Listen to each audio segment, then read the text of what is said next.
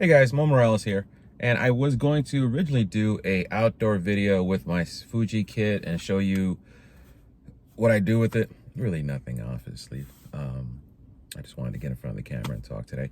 But then I realized it is a super windy day out here in New Jersey today, and it just would have been a cluster mess of some type. So I decided to get on here and give you my opinion, which is probably gonna get a lot of hate comments. I don't know, but it's just my opinion. Okay, so that's a Sony line. So it's a Fuji a rant I'm gonna go on today.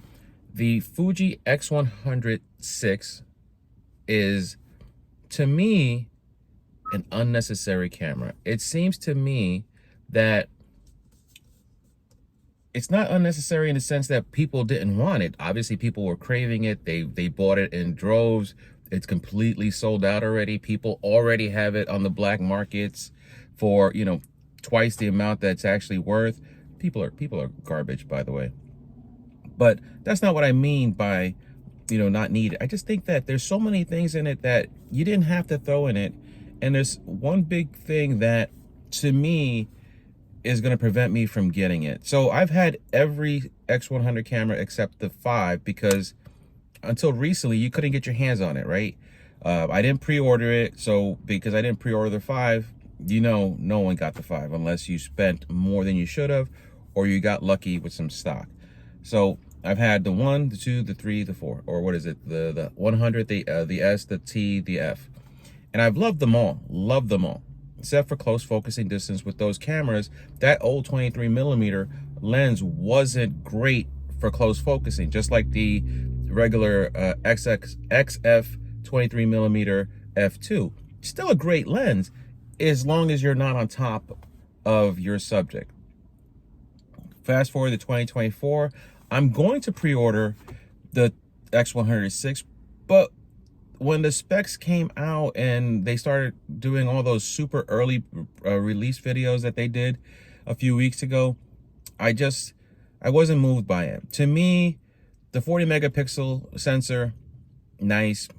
I don't think you needed to upgrade to 40 megapixels because, again, the higher the megapixels on those cameras, as I've found with my X-T5, the more noise introduction you get, and not always the good noise.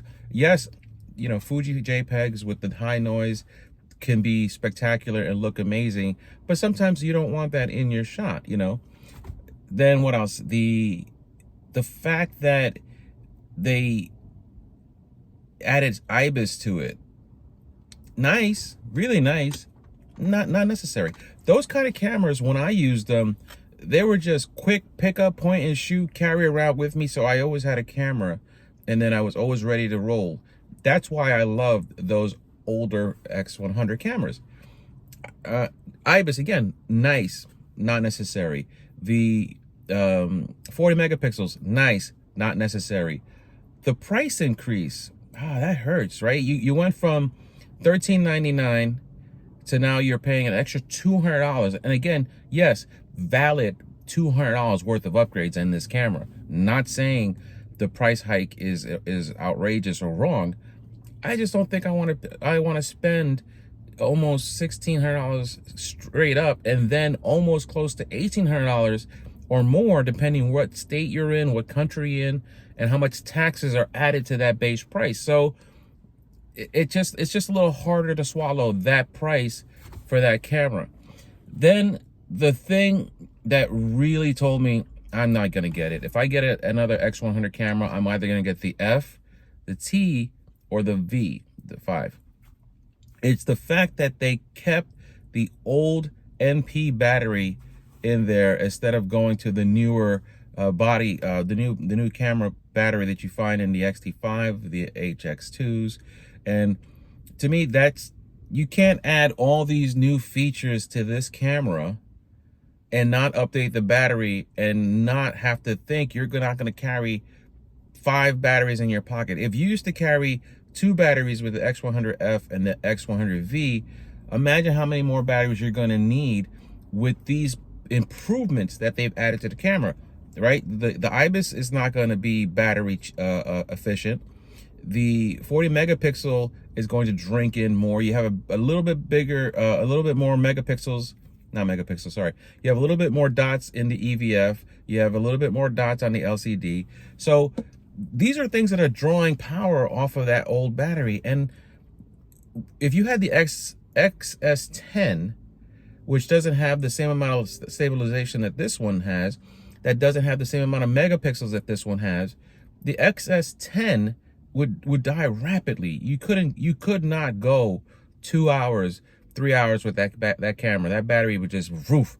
So I'm expecting that kind of battery life with the X100VI. Now mind you, with this new processor, could Fuji have done something that's gonna prolong the battery life? I mean, obviously it's not gonna be the same kind of battery life that you get with a bigger battery, but will it be better than older cameras using that same battery? I could only hope so. But to me, I'm going to wait till real people start reviewing this camera and real people start telling me how the battery life is, because that's something I haven't heard a lot on these early YouTube videos about the battery life for this camera. And it's funny, I'm selling for a friend of mine, I'm selling his A7C with a 24 millimeter Rokinon f2.8 lens, really cheap. I forgot that they made plastic mount lenses. So this is a really cheap lens with really cheap body, but it's only that much thicker than the X100VI. It's shorter than the 6, and it's not as wide. It's just a little thinner. So this person is selling it. He's asking for $1,300 for the whole kit. That's his asking price, but you know, he's giving me room to negotiate it down. So let's say someone buys this kit for $1,000, $1,100. You've now got a very formidable street kit for, you know, for anything. It has full frame capabilities. It has video capabilities, and you know, it's an amazing camera to begin with. I used to own the A7C. I loved it. Omar Gonzalez films all his YouTube videos on that camera. So there's options out there. Don't feel the need to have to run out there and have the newest, greatest camera by Fuji, because listen, I always say fanboy Fuji, fanboy this, but I'm a fanboy a little bit. I keep coming back to the Fuji, right? I keep buying the X-T2s. I keep, you know, buying some kind of camera to keep me in the Fuji system. So I get it. I get the draw and the appeal to the Fuji. But at the same time, don't be so close-minded that you're not going to take advantage of a full-frame camera for sub $900 body alone, and you know, $1,000, $1,100 for a kit with it. And think about that. You now can add a 35 millimeter. You can add a 50 millimeter. You can add whatever you want to the A7C or something in that equivalent, and be in better place than you are with just the 35 millimeter equivalent that the I keep saying name, the 100VI has. Anyway, like I said, this wasn't going to be a popular video of mine. I'm sure it's not. And I'm not saying those people who are buying the X100VI are wrong. No, no, no. I'm just saying, for me, I need to see a little bit more on that battery life and some other things before I decide I'm going to plunk some money down on it. And obviously, I don't have a choice now anyway. There is none available for me to pick up anyway. All right, guys, that was my rant. 8 minutes long. I apologize. Anyway, have a great Sunday. Take care. Until next time.